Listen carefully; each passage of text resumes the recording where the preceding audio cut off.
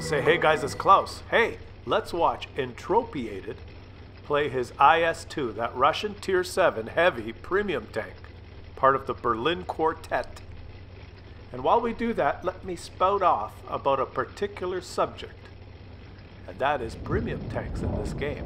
And remember, in the old days, premium tanks, the policy was, you know, a premium tank would be not as good as the equivalent tank of its tier in the game. So if you bought a tier 8 premium tank back in the old days, it would usually have one or two particularly good features, but overall would be just slightly worse than, say, its counterpart of that tier. And you know, the reason they did that was because they didn't want people to just buy tanks so that they could win easier, because they didn't want you to buy a better tank, right? Wanted you to grind through the game and get the tanks. But if you wanted a premium tank to make credits or train your crew, you could get a premium tank, but it wouldn't be better than your equivalent tanks in the game. And that was the policy for a long time. And some of them were so utterly horrible that they had to have premium matchmaking, because you know, like a premium tank would be the equivalent of some other tank in the game, but maybe it would only have the stock gun, right?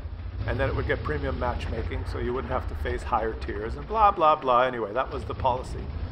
But now the premium tanks in the game are all way better than any tank that you can grind, right? So now the new policy is, let's make expensive premium tanks that are all way better than any tank you can grind, so that everyone will buy them, so that when you play the game, out of 30 players, there will be 17 in premium tanks, and the goal is to have all 30 players playing the game with tanks they buy, right? So it'll be, you buy your tanks to play, buy to play.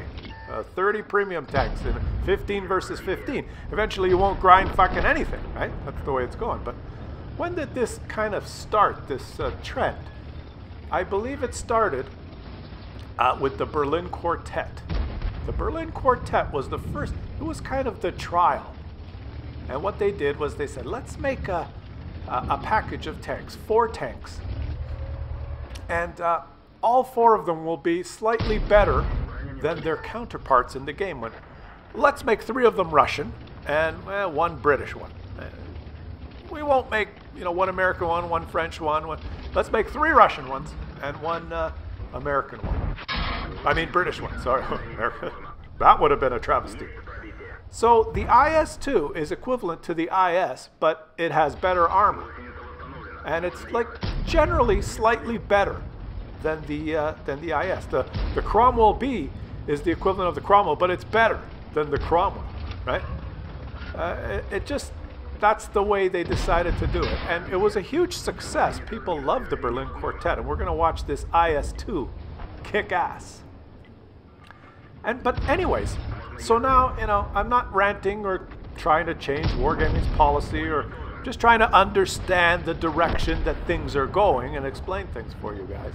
But the way it's going these days is it's gone to the extreme now that you can buy like a Defender, which is way over the top, humongously far outclassing anything in Tier 8, right? You grind anything in Tier 8 and you get your typical Tier 8 tank, or you can buy a Defender, which is fucking like way better. So, but it's not as simple as, you know, you pay and you get a better tank and you're going to win more. Because those sneaky little devils, I've got a feeling, and you know, we're watching here this IS-2 just, I watch this game while I rant here, because he's actually doing a pretty good job here. Look at this gun, like in Tier 7. Wow. But anyway, I've got a friend who is very meticulous, and he has a Defender.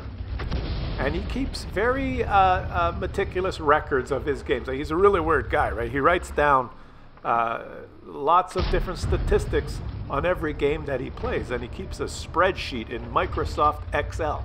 Can you believe it? What a nerd. But the point is, I think that I cannot prove this, but I think what happens is when there's a new tank introduced, like let's say a Defender, and then hundreds of thousands of games are played, and Wargaming has all the statistics, and they realize, holy shit, this tank has this hit percentage, and this does this much damage per game, and has this win rate, and it's really overpowered, blah blah blah. In the old days, or you might think, well, they might need to nerf it, or they might need to change some of the parameters or whatever. But there are sneaky ways of balancing things out. And what my friend has found, he has played 583 games in his Defender, all right, and he's kept records. So 583 games, and it's only one guy, but big deal. I'll just tell you the statistics here. He has been bottom tier. Right, bottom. He's a tier 8, so he's been in a tier 10 game 63% of those games. He's been middle tier 24% of those games, and he's been top tier 13% of those games.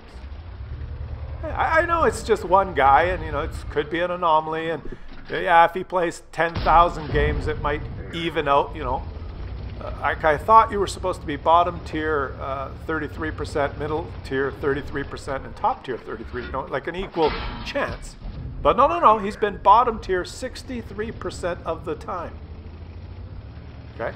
Top tier 13% of the time in his Defender, which is, downright overpowered at tier 8.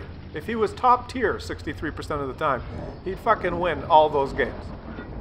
Now, this same guy has done the statistics for his IS-6, and not over the whole life of the IS-6, just since the Defenders come out, all right? And he's only played 140, but let me just check here, 146 games in his IS-6, so not as big a sample, but that's how many games he's played since the Defenders come out, because, he'd rather play the Defender.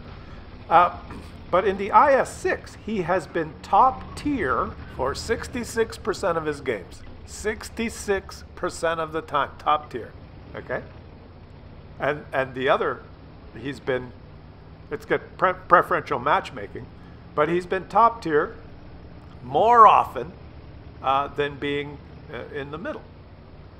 And his win rate in the IS-6 is higher than in the Defender.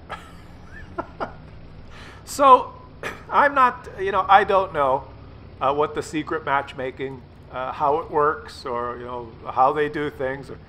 But, if there's a tank that's overpowered, or the statistics are showing, and remember, these guys track all the statistics.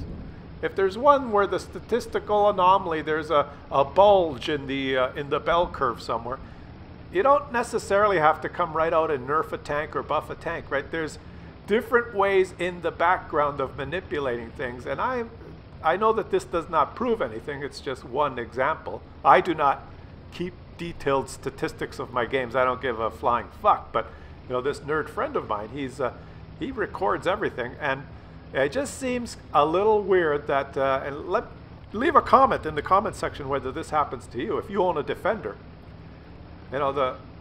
it's well known that it is overpowered. If you have a platoon of Defenders and you're top tier, like holy shit, right? But this guy, he's bottom tier 63% of the time in his Defender. He's played over 500 games. It just seems like that's an easy way of balancing things out, isn't it? So, we missed the game, but look at this. Ace Tanker, Steel Wall, Top Gun. No, not Top Gun, whatever. Yeah, Top Gun. Over 3,000 damage, right? Yeah, made a ton of credits. I guess I have to stop the rant because the game is over, but I just wanted to share those observations by my buddy, and leave a comment in the comment section if you've noticed similar things, whether your shit tanks are getting better matchmaking and your great tanks are getting shit matchmaking. Are you top tier more often now in your IS-6? Are you bottom tier all the time now in your Defender? Is there some manipulating going on? Or is it all just one big coincidence? Leave a comment. Let everyone know.